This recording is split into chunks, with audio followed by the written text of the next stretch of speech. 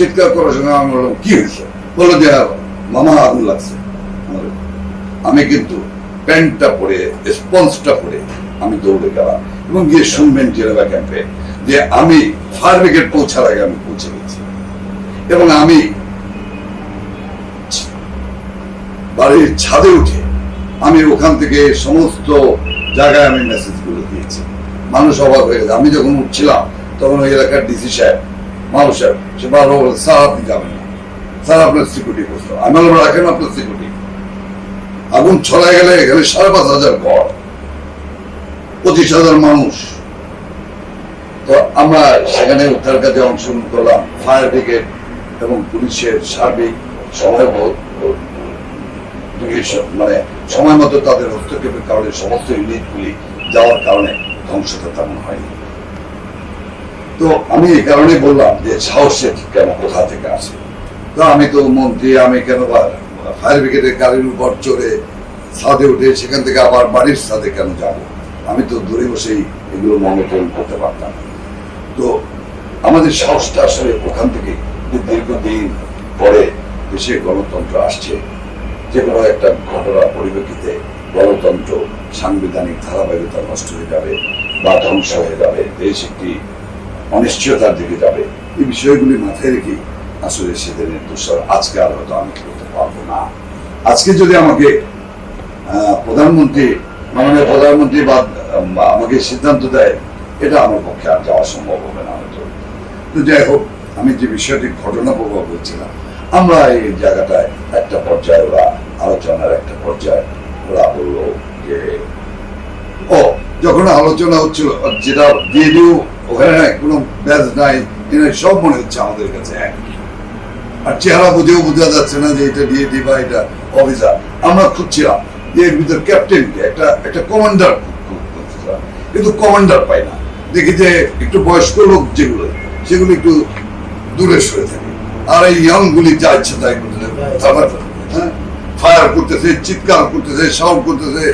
এবং কি প্রধানমন্ত্রীকে আপনাদের কাছে বলতে অসুবিধা নেই, অশালীন গালাগালি করছে, অশালীন, এগুলো আমি মুখে আনতে পারবো না। মাননীয় প্রধানমন্ত্রীকে অশালীন ভাষায় গালাগালি করে, এটা কোনো ভদ্রলোকের সন্তান একটা মহিলাকে এই ভাষাগুলি ব্যবহার করে না। সেগুলো আমরা কিন্তু চুপ করে ধীর স্থির ভাবে আমরা মেনে নিচ্ছি। একটা পর্যায়ে ওরা যখন আলোচনার জন্য কিছু লোক রাজি হচ্ছিল, এর ভিতরে একজন বলে উঠল, প্রশ্ন যে অসুবিধা কি প্রধানমন্ত্রীর সঙ্গে আলোচনা? আমরা তো দাবি চাই, দাবি মেটাতে চাই, আমরা প্রধানমন্ত্রীর সঙ্গে আলোচনায় যাবো না কেন? তখন দেখা গেল ওরে ওই ইয়ং ছেলেরা ধরে ফেলল, মানে ওই যে পকেট মারছে যে মারে এরকম মারধর শুরু করলো। তা আমরা বুঝলাম যে আসলে এখানে কোনো কমান্ড নাই, যা ইচ্ছা তাই করতে ফেরা। ওই লোকটাকে একটা লোক বয়স্ক লোক তাকে ধরে নেওয়া, মানে মায়ের ধরে দেওয়া, এই ডিজি দাবা এই কথা বলে মায়ের ধরে দিয়ে টাইনে নিয়ে গেল। এই পর্যন্ত আমরা দেখেছি, এরপরে আর কোনো ঘটনা শুনি নাই। আমরা বুঝলাম যে আসলে এটা যাওয়ার বিপক্ষে, ঠিক আছে যাইতে হবে না, আপনার দাবি দেওয়ার জন্য আমরা নোট করে নিয়ে যাই। এই নোট করতেছে ওরা, এক একজন এক এক দাবির কথা বলে আমি কলম নেই।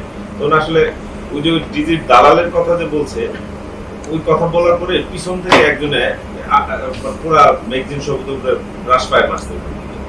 আমরা তখন আসলে ভাবছি যে এই বুঝে আমারও মৃত্যু হবে। পরে ভাই আবার বলতে ভাই বন্ধ করেন, আমরা তো আপনাদের জন্য আসছি।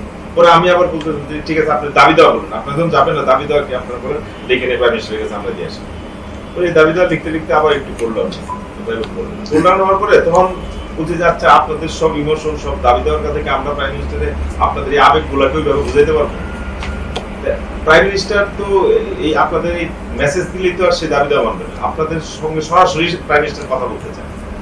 তো দু একদিন তখন বলতেছে প্রাইম মিনিস্টার আসলে এখানে, এটা কি সম্ভব? তারপরে দেখলাম যে আস্তে আস্তে ইয়াং গুলোর মধ্যেও একটা মানে একটু সেন্স ফিরছে, তাই তো পরে এখন চল আমরা যাই, মানে মনে তো সব ফ্রেন্ড এরকম। তারপরে আমাদের ওই কথাটা শেষ ধরে আর 10-15-20 মিনিটের মধ্যে দেখলাম যে ওরা একটা মানে যাওয়ার মধ্যে একটা মানসিক ভাবে ওরা রেডি হয়ে গেল। পরে ঠিক আছে আপনারা টিম রেডি করেন। পরে এই তো কথাবার্তা বলে 14-15 জনের একটা টিম, যখন আমরা ভাবতেছিলাম যে আবার কখন আমাদের কাছে একটা এই জায়গা থেকে মানে যদি এদের সঙ্গে কালচার না করে চলে যায়, যদি পিস থেকে গুলি করে কিনে, আর যদি এদের সাথে নিয়ে বেরোতে পারি কমপক্ষে পিস থেকে গুলিটা খাইতে বলে, এরকম একটা টেন্ডেন্সি কাজ করতেছিল। তো এখন যাওয়ার জন্য রেডি হয়েছে, মানসিক ভাবে একটা জোর ফিরে আসছে। তারপরে আস্তে আস্তে 13-14-15 জনের টিম বেরোলো। এটা বলতে ধরুন না না না, 3টার পরে, 3টা থেকে 3:30 মানে 3টার পরে আমি 3টা করি। তো এরকম একটা পরিস্থিতিতে ওরা যখন রাজি হচ্ছিল না, কেউ রাজি হচ্ছিল, কেউ হচ্ছিল না, তখন আমার কাছে মনে হচ্ছিল, আমার কাছে আমি ফ্ল্যাশব্যাক হয়েছে যে 7ই নভেম্বর। 7ই নভেম্বরের রাস্তায় আমরা বিভিন্ন ধরনের স্লোগান শুনেছি। একটি বহর যাচ্ছে কর্নেল তাহেরের পক্ষে স্লোগান দিয়ে, আর একটি বহর যাচ্ছে জিয়া সাহেবের পক্ষে স্লোগান দিয়ে। আমরা দেখেছি বিভিন্ন ধরনের bifurcation of the army, within the army. আমরা দেখছি যে এই বহর যাচ্ছে জিয়া জিয়া জিয়া জিয়া করে, আর একজন যাচ্ছে কর্নেল তাহের, হ্যাঁ, এইভাবে। তো আমার কাছে মনে হচ্ছে যে ওই জায়গাটায় আসলে 2-3টা ধারা আছে। আমরা খুব সাহস পাচ্ছিলাম না। একটা পর্যায়ে তাদেরকে বললাম যে আপনাদেরকে গুলি বন্ধ করতে হবে, গোলাগুলি বন্ধ করতে হবে। তো তাই না, আলোচনায় যাওয়ার আগে আপনাদেরকে গোলাগুলি বন্ধ করতে হবে। ওরা বারবার দাবি করছিল প্রধানমন্ত্রীকে আসতে হবে আলোচনা, আমরা কেন যাবো? মানে তাদের যে হুঙ্কারগুলি এইভাবে না, কথাবার্তাগুলি যেভাবে বলছিল, মানে প্রধানমন্ত্রীকে আসতে আসতে আসতে হবে, আমরা কেন যাবো আলোচনা? এই আমরা খুব ধীর স্থির ভাবে যত কিছুই ওরা গালাগালি করছে, আমরা আস্তে আস্তে আস্তে আস্তে আস্তে একটা পর্যায়ে ওরা যখন রাজি হলো, ওরা একটা টিম করে দিল, তাই না? ওরা বললো যে একটা টিম, আপনার একটা প্রতিনিধিত্ব করে চলেন আপনারা আলোচনায়। আমরা কিন্তু 2বার গিয়েছি ওই আম্বালার ওখানে গিয়ে আমরা ডিজেফাই চিফের সঙ্গে আমরা ডিজেফাই চিফ আমরা যখন বাইকিং করি, ওই বাইকিং করার সময় দিয়ে আমাদের হ্যান্ডমাইকে যখন আমরা ওই জায়গাটা প্রথম ডিজেফাই চিফ, পুলিশের কমিশনার, ডিডিজি যে খালিদ মামুন সাহেব, ওনাদের আমরা পেয়েছি, পুলিশের কমিশনার, র্যাবের ডিজি সাহেব, ওনারা কিন্তু ফুল টাইম আমাদের সাথে। আমরা ওখানে যাওয়ার পর থেকে কিন্তু ওরা আমাদের সঙ্গে ক্লোজ আছে, আমরা সবসময় আমরা ক্লোজ আছে ছিলাম। এবং ওনারাও আমাদেরকে বলছেন, আমরাও ওনাদেরকে বলছি, আমরা ওই ওখান থেকে ফিরে আসার পরে ওনারা আবার আমাদেরকে জানতে চাচ্ছেন যে ওরা কি বলছে, আমরা ওনাদেরকে ইনফর্ম করছি। সাংবাদিকদেরকে কিন্তু বলছি না, কিন্তু ওনাদেরকে আমরা কিন্তু ইনফর্ম করছি। আমরা সাংবাদিক থেকে দূরে ওনাদের সাথে একটু যদি ওই আপনি বলছেন ডিজিএফআই, র্যাব, বিএনপি ওরা ছিলেন, কিন্তু আপনি যখন গেটে কথা বলছেন তখন আপনার সাথে আমরা 2 জন গেছি, তখন 100 গজ দূরে তারা দাঁড়াচ্ছে। না না, একটু কেন, এটা একটা বিরাট প্রশ্ন কিন্তু যে আমরা ওখানে যান নাই কেন বা আমরা নেইনি কেন, এটি আপনাদের মাঝে প্রশ্ন থাকতে পারে।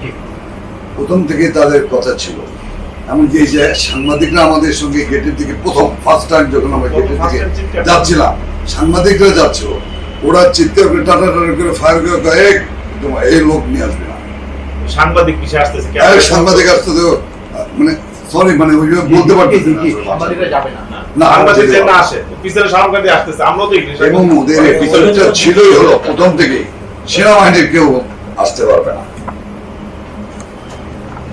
আমরা এমন ভাবে আমাদের ভয় কাজ করছিল যে মানে যদি একটা সিভিল লোক দেখে, তাহলে ওরা যদি ভেবে বসে যে সেনাবাহিনীর লোক, তাহলে কিনা আমাদেরকে ফায়ার করবে।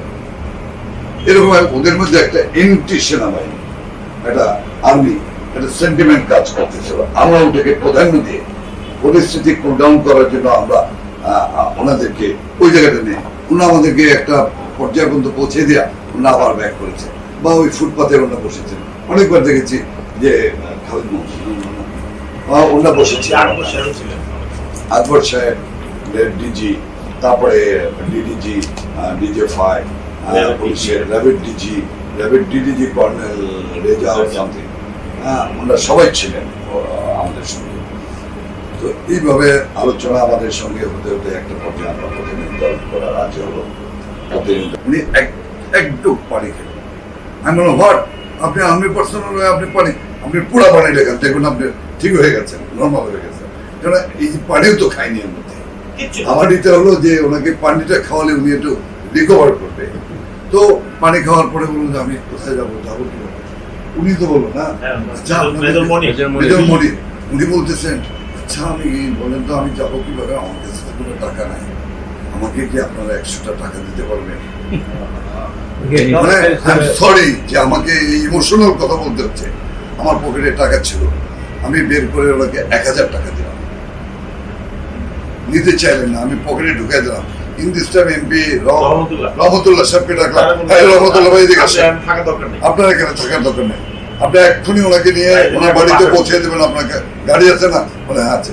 আমি বললাম যে আপনি ভাই ওঠেন, আমি আর আজম বললাম আপনি উঠেন গাড়ির। এর ভিতরে আবার প্রধানমন্ত্রী টেলিফোন করেছে, তোমরা কি করতেছো, তোমরা কি সব এক জায়গায় নাকি? আমি বললাম যে না, আমরা তো 5টা টিমে ভাগ হয়ে গেছি। হ্যাঁ 5টা 6টা টিমে তোমরা ভাগ হয়ে সব জায়গায় খুঁজতে থাকো। এবং আমার কাছে এই নতুন ইনফরমেশন আসছে যে হাসপাতালের ওটির ভিতরে 7 জন অফিসার আছে। এই সঙ্গে সঙ্গে আমি আজম সাহেবকে বললাম, আজম ফোন করতে, তাড়াতাড়ি চলে যাও ওরা হাসপাতালে, ওখানে দেখবো বাইরে থেকে তালা মারা, ভিতরে ওটির ভিতরে 7 জন অফিসার আছে, তাদেরকে রেস্কিউ করো। এদিকে গাড়ির প্রবলেম, 7 জন যদি রেস্কিউ হয়ে যায় তাহলে যাবে। রেড ক্রিসেন্ট আমার ভাইনা আছে যে উদ্ধারে অংশগ্রহণ করছে, নাম হলো বাবুল। তাকে আমি বললাম যে ওই মেজর জেনারেল FM হক ছিলেন ওনার আপন ভাইনা, তো ওকে বললাম যে তুমি তাড়াতাড়ি যাও। ফোন করলাম বাইরে, ওরা গাড়ি নিয়ে অপেক্ষা করছিল, গাড়ি নিয়ে চলে গেল, তাদেরকে উদ্ধার করে পাঠিয়ে দেওয়া হলো এখন। এবং ওই মনির সাহেবকে কিন্তু আমরা জিজ্ঞাসা করলাম যে একটু যখন উনি যখন গাড়িতে উঠতেছিলেন, আপনি কি, আপনার কাছে কি কোনো খবর আছে কে কোথায় আছে? আমি জানি না কে কোথায় আছে, আমি জানি না। এর ভিতরে শুধু বললো যে একজন লাশ আছে, আমি আবার গেলাম যে লাশের ওই যে লাশের মধ্যে শুয়ে আছে পিছনের সাইডে, কিচেনের সাইডে অনেকক্ষণ খোঁজাখুঁজি করলাম, তখন এই অন্ধকার হয়ে আসতেছে না। এর ভিতরে আমাদের কাছে ইনফরমেশন আসলো যে কোটের মধ্যে একটা রুমের মধ্যে একজন অফিসার আছে।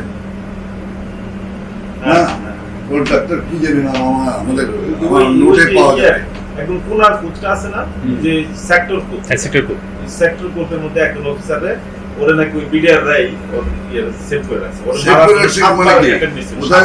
আছে না অনেকের সঙ্গে পার্সোনাল অ্যাটাচমেন্ট, বস বিপদগ্রস্ত হয়ে গেছে, তাকে আটকে দিয়া বাইরে থেকে তালা মেরে রাখছে। আমরা গিয়ে তালা ভাঙলাম, তালা ভেঙে ওনাকে উদ্ধার করলাম। এবং যখন তালাটা ভাঙলাম তখন আমার কাছে এত খারাপ লেগেছে, উনি ভেবেছে যে আমরা মারতে গেছি, মানে এরকম ওনার ভিতরে আতঙ্কিত এরকম। আমি যা বললাম, ভাই আমার নাম জাহাঙ্গীর কবির, ভাই আপনি কোনো চিন্তা করেন না, আমাদেরকে না মেরে আপনাদেরকে মারতে পারবে না। এইগুলো করে তারপরে বাড়িতে গিয়ে মাইকিং করলাম, বাড়ির সামনে গিয়ে মাইকিং করলাম, এই বাড়ির ভিতর যদি কেউ থাকে বেরিয়ে আসেন, অনুরোধ আপনার বেরিয়ে আসেন, কোনো চিন্তা করবেন না। এরপর প্রধানমন্ত্রী বললেন যে ঝোপঝাড়ের মধ্যে দেখো, উনি কিন্তু সবসময় আছে ফোন করছে, আমরাও জানাচ্ছি যে এই পাইছি দেখুন যে উনি খুব টেনশনে আছেন উদ্ধার নিয়ে। তো উনি বলতেছেন এখন ওই ঝোপঝাড় জঙ্গল আছে, এর মধ্যে যাও, এর মধ্যে মাইকিং করো, এর মধ্যে অনেকে পেয়ে যেতে পারো। আমরা কিন্তু মানে এত ইমোশনাল ছিলাম এইসব দৃশ্য দেখে, মেজর মনির সাহেব ওনাদের এগুলো দেখে। এরপরে তো আমরা গেলাম, খবর আসলো যে অমুক জায়গায় একটা আছে না গণখবর, আর উপর থেকে একটা সুপারভিশন থাকবে যে যেন অবিচার কারণ না হয়, মানে 5টা দোষী ছাড়া পেয়ে যাক, একটা নির্দোষ যেন শাস্তি না পায়। এটা তো আমাদের ইচ্ছা হবে, এটা এবং এই অবস্থাটা অবশ্যই বিডিআর এর সৈনিক যারা অ্যাকচুয়ালি কিলিং করছে তাদের অবশ্যই ক্যাপিটাল পানিশমেন্ট হতে হবে, এই ব্যাপারে কোনো সন্দেহ নেই। বিকজ আপনাদেরকে যারা নিরাপত্তা দিবে, দেশে যারা নিরাপত্তা দিবে, তাদের নিরাপত্তা আজকে হুমকির সম্মুখীন, তাই তো? মানে হোল একটা ফোর্স 2 দিনের একটা ঘটনায়, বা আমি বলবো যে 1 ঘন্টা 1.5 ঘন্টার মধ্যে পুরো একটা ফোর্সকে একেবারে জিরোতে নিয়ে নামায় নেওয়া আছে। একটা বিডিআর একটা ফোর্সকে, সুতরাং এটার একটা রেজাল্টেন্ট একটা বা কাউন্টার এফেক্ট একটা ইকুয়ালি ফোর্সফুল হতে হবে, যে so many people punish severely, এবং সেটা অবশ্যই তারা দোষী হতে হবে। এটা যদি নিশ্চিত করা হয় এবং নিজস্ব গতিতে যদি চলে স্বল্প সময়ের মধ্যে, তাহলে কিন্তু আমি মনে করি যে সরকার আরো এই ধরনের পুনরাবৃত্তি রোধ করতে এটা সরকারকে সব থেকে বেশি শক্তি দিবে। নাহলে কিন্তু 2 দিন পর পর কিন্তু স্যার আপনাকে আবার এই নেগোসিয়েশন রোলে যেতে হবে। নেক্সট টাইম হয়তো আপনাকে একটা হেলমেট এবং একটা বুলেট প্রুফ জ্যাকেট দেওয়া হবে। প্রশ্ন আপনাদের বিবেকের কাছে রাখতে চাই, এই ঘটনাটাই 24 তারিখে ঘটনা, 24 তারিখ, তাহলে সে দৃশ্যটা কি থাকতো? প্রধানমন্ত্রী, এটা কিন্তু আমার প্রশ্ন ছিল, আমি মন্ত্রী পরিষদ সদস্যবৃন্দ, বিদেশি কূটনীতিক এবং প্রায় 450 অফিসার, আর্মি অফিসার বলতে, এবং একজন প্রধানমন্ত্রী যাওয়ার আগে, আমি জানি না নিয়ম কি, আপনারা বলতে পারবেন যারা স্কোয়াড। আপনি পার্লামেন্টে প্রশ্ন করবেন এটা আমি চাচ্ছি।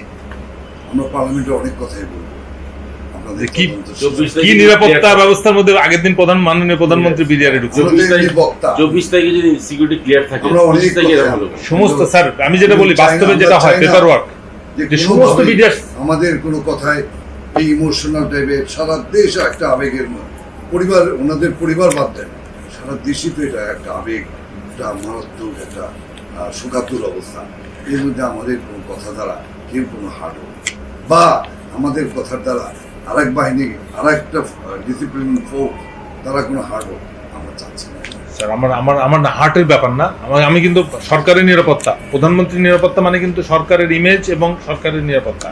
তা আগের দিন যেখানে একটা ব্যাপক আইওয়াস একটা অ্যারেঞ্জমেন্ট হয়, বিডিআর এর পিলখানার ভিতরে যত সদস্য আছে প্রত্যেকের নাম ঠিকানা লেখা হয়, তাদের বাড়ি খোদায় খোঁজ নেওয়া হয়, বলা হয় ক্লিয়ার। আগের দিন যদি সবাইকে ক্লিয়ার করা হয়ে থাকে, পরের দিন কি করে তাদের মধ্যে একটা ব্যাপক অংশ বা সবাই মিলে এরকম একটা হত্যাযজ্ঞ চালায়? এই প্রশ্ন তো আপনার অবশ্যই সরকারের ভিতরে প্রশ্নটা করা উচিত। মাননীয় প্রধানমন্ত্রী, তাহলে আপনার নিরাপত্তা প্রশ্ন তো অনেক রকম আছে, কিন্তু আমরা তো করতে পারছি না, সমস্যা হইছে যে আমরা না, তাহলে আপনাদেরকে তো টার্গেট করে ফেলছেন। না, এই যে আমরা আপনারা যেহেতু সামনে গেছেন, সবাই আপনাদেরকে কিন্তু আপনাদের উপর দিয়ে বন্দুকটা ফায়ার করতেছে। করছি এটা কি মাননীয় প্রধানমন্ত্রী না, না করে সবচেয়ে বেশি যে আপনি 24 তারিখ গেলে 24 তারিখ ঘটনা ঘটলে এই দেশ কোথায় এক্স্যাক্টলি সেটাই তো আমাদের, এটা তো আমার প্রথম প্রশ্ন। যে ওয়েবসাইটে যেটা ছাপতেছে লেখা হচ্ছে ফর্ম আর্মি অফিসার, আর এটা কাউন্টার করতে গেলে আমি কার সাথে কাউন্টার করব? না, কাউন্টার কেন করবে? এই ওয়েবসাইট কেন করবে? যুক্তির কথা এটা সেনাপ্রধানকে আপনি জিজ্ঞেস করবেন। বললে পরে কথাগুলো যাচ্ছে কার? সেনাপ্রধানকে উত্তর দিতে হবে এটা। এটা আর্মি চিফ না, ওই ওয়েবসাইটে যেটা আছে যাচ্ছে, হ্যাঁ, সেনাপ্রধান তার আর্মি অফিসারকে কন্ট্রোল ফর্ম করবে। আর্মি অফিসার, সেনাপ্রধান কন্ট্রোল করবেন না, তার army officer. Intelligence failure, that is very massive intelligence failure. এত বড় ঘটনা ঘটে গেল, তার আগের দিন মাননীয় প্রধানমন্ত্রী ওখানে প্রবেশ করেন। স্যার, যেটা আপনি বললেন মাননীয় প্রধানমন্ত্রী ভয়ঙ্কর একটা ঘটনা ঘটে গেছে। হ্যাঁ, আল্লাহ সেভ করে সব আগের দিন যে কিছু ঘটনা এখন আমরা জানতে পারছি। আজকে কি আমরা এখানে লিফলেট মিটিং করতে পারতাম না? অনেকের ডাক্তার অফিসের কাছে নাকি সারা আলোচনা দেশে হচ্ছিল, এই যে সিভিল ওয়ার চলতো। স্যার, আপনারা কি এবং একটা পর্যায়ে গিয়ে জঙ্গিদের কাছে আশ্রয় নিত। আপনি স্যার ওয়েট এই ঘটনা এটা তো স্যার ফলো আপ আরো রয়ে গেছে, কারণ এই আর্মস অ্যামুনিশন সব কিছু চলে গেছে। কি পরিমাণ আমি আমরা কিন্তু বলি যে এক কি পরিমাণ আর্মস বাইরে চলে গেছে। আমি ওই জায়গাটার প্রতি ওটা ফেল করলে একটু ওটা ফেল করার জন্য কিন্তু আজকে বিডিআর এর এতগুলো অফিসার এইভাবে মৃত্যু ওটা বরণ না, গভর্নমেন্ট টপ থেকে শুরু করে না, সিকিউরিটি কারণ গ্যারান্টি এতগুলো গোয়েন্দা This is the সংস্থা, main threat. এটাই তো প্রশ্ন। এসবি পুলিশেরটা বাদ দিলাম, কিন্তু এনএসআই ডিজিএফআই তাদের যে রিপোর্ট, সেই রিপোর্ট কি গভর্নমেন্টের কাছে আসে নাই, নাকি রাস্তায় করেছিল, নাকি তারা জানেই না, নাকি তারা জানে আপনাদেরকে যদি না জিজ্ঞেস করেন, আমরা তো মানে আবার তো আমাদের লাইফ কিন্তু এক স্টেপ। মানে কালকে আমার প্রশ্ন হচ্ছে যে আপনার নিরাপত্তাও নাই, আমার নিজের নিরাপত্তা নাই। আমি যদি ভীতিতে থাকি, আমার গার্জিয়ান না বলে দরকার নেই, বাদ দাও। না স্যার কোনো এটাই যারা fail না, but করেছে আমার নিরাপত্তা কি? তাদেরকে আমি তো জানি না। যে কোনো সময় তাহলে কি করবো? আমরা কোনটা শুনবো? স্যার ভিভিআইপি যদি নিরাপত্তা না থাকে, সাধারণ পাবলিক নিরাপত্তা কিভাবে হবে স্যার? মানে রাস্তা বন্ধ করা তো নিরাপত্তা না। যারা নিরাপত্তা রাস্তা বাহিনী বন্ধ তাদের করে নিরাপত্তা দিচ্ছে, নাই। এটা তো নিরাপত্তা না। মূল এটার উত্তর তো ওনারা দিতে পারবেন না, বাট ওনাদের এই প্রশ্নটা করতে হবে, because they took the leading role. Sir আপনারা আপনাদের ভয়েস role তো রেজ নিয়ে করেন স্যার, আমরা তো অফিশিয়ালি করব স্যার, আমরা ভয়েস তো রেজ করেন। না, কিন্তু আপনারা সরি, আপনারা আমাদেরকে বলছেন যে এই আলোচনা হলো না কেন, এই আলোচনা হলো না আমরা কেন, তো চাচ্ছি যে ইনপুটটা দেয় নাই কেন। এটা হলো না কেন। কিন্তু এটাও তো বলবেন যে আমরা দুজন মানুষ গেলাম, আমাদের Did a great job. দুজনকে কে কি কি সাজেশন দিয়ে হ্যাঁ, এটা স্যার, ওটা আমাদেরকে তো ওয়েল ইকুইপড করেছে যে This is very important. Very important. আমার কিন্তু স্যার আমি কিন্তু ওটা নিছি, আমি তো নিলাম তো আমি আপনাকে করেছি স্যার, আপনি ভুলে গেছেন তো। Yeah, this is Sir, very Nobody important. asked, nobody gave in a no. সবাই আছে কিন্তু নেগোসিয়েশন টুল কেউ দেয় না, নেগোসিয়েশন আমাদের সাথে আছে। এটা কিন্তু ওই কথার মধ্যে হয়ে গেছে। আমি কিন্তু স্যার নোট করে নিছি আমাদেরকে মনে যে হয় কেউ কেউ আপনাকে কোনো নেগোসিয়েশন নোট দেয় নাই, ছিল আমাদের কাছে। এই পয়েন্টগুলো এনশিওর করতে হবে। আমরা যাদেরকে দুই চোখে দেখেছি, চারটি চোখে, সবাইকে মনে হচ্ছে অর্নামেন্টাল। সেই কথা আপনি এই কথাটা আপনার কাছ থেকে শুনতে এই যাচ্ছি জিনিসটা দরকার আছে স্যার। আমি স্যার এটা যদি কন্টিনিউ করে না স্যার, আমার প্রশ্ন হচ্ছে এটা যদি কন্টিনিউ করে আবার কি সেম ঘটনা রিপিট হতে পারে? তার জন্য কি নিরাপত্তা ব্যবস্থা নেওয়া উচিত? কোনটা? সিমিলার আবার যেহেতু সবাই ornamental, in the name of security agency all are ornamental, তাহলে কি আবার এটা রিপিট করবো? আবার আমরা I will wait for another adjust করতে হবে অর্নামেন্টাল কিভাবে করবো? কিভাবে? না এক্স্যাক্টলি এদের একটা জব দিতে ব্যবস্থা আমরা অর্নামেন্টাল হবে সেটা আমরা আমার বড় আচ্ছা, ভাই, আমার- আমি একটা উদাহরণ দিই। আপনার এই সরি এই বিষয়টার উপর একটা উদাহরণ দিই। আমার বড় ভাই যখন দিলেন পাকিস্তানে চাকরিতে ঢুকতে যাচ্ছিলেন, তখন তার এগেনস্টে তার আইবি একটা ইনকোয়ারি চলতেছিল, আইবি ইন্টেলিজেন্স ব্রাঞ্চ ইনকোয়ারি। তো ওই ইনকোয়ারিতে বেরিয়ে গেছে যে সে মডার্ন কনভোকেশনের সময় he was expelled। আজকে কি সেটা হয়? না, আপনি যখন কাউকে বলবেন একে ধরো, তখন তার নামে 5টা রিপোর্ট লেখা হবে। আমাদের পিছনে যে ইন্টেলিজেন্স দেওয়া হয়, যে ইন্টেলিজেন্স কাজ করে, আপনি জিজ্ঞাসা করেন এখন যে জাহাঙ্গীর কবির নানক কোথায় আছে, আজকে সকালে কোথায় কোথায় গেছিল, গতকাল ঢাকা ক্লাবে গেছিল কিনা, না গুলশান ক্লাবে গেছিল, কতক্ষণ ছিল, কার কার সঙ্গে কথা বলেছে, পারবেন না। এই যে স্যার এটা তো ঠিক বলেছেন। স্যার এটা কি ইন্টেলিজেন্স?